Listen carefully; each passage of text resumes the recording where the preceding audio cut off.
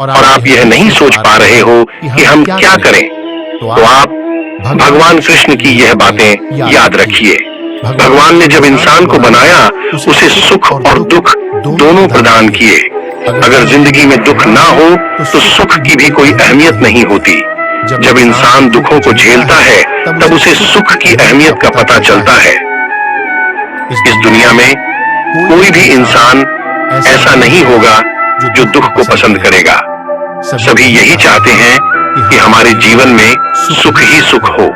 केवल माता कुंती ही एक ऐसी स्त्री थी जिसने भगवान कृष्ण से दुख मांगे थे और कहा था कि अगर मेरे जीवन में दुख रहेंगे तो मैं भगवान को याद करती रहूंगी।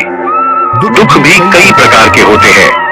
कुछ ऐसे दुख हैं जो हमें भाग्य से मिलते हैं, कुछ ऐसे दुख होते हैं जो हमें दूसरों से मिलते हैं, कुछ ऐसे जो हमारे अपनों से मिलते हैं, कुछ दुख तो अपने कर्मों का फल होते हैं, और कई बार तो हम दूसरों से ईर्ष्या करके अपने दुखों को खुद ही बढ़ा लेते हैं। दूसरों की खुशियों को देखकर हम उदास हो जाते हैं।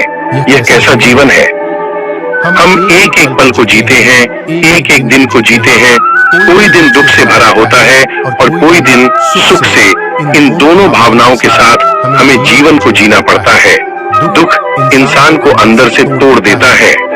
जब हमारे जीवन में कोई सुख आता है तो मन हौसलों की उड़ान भरता है।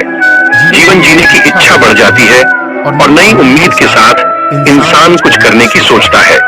दुख के समय फूल भी कांटे लगते हैं और सुख आने पर वही कांटे फूलों के समान लगने लगते हैं।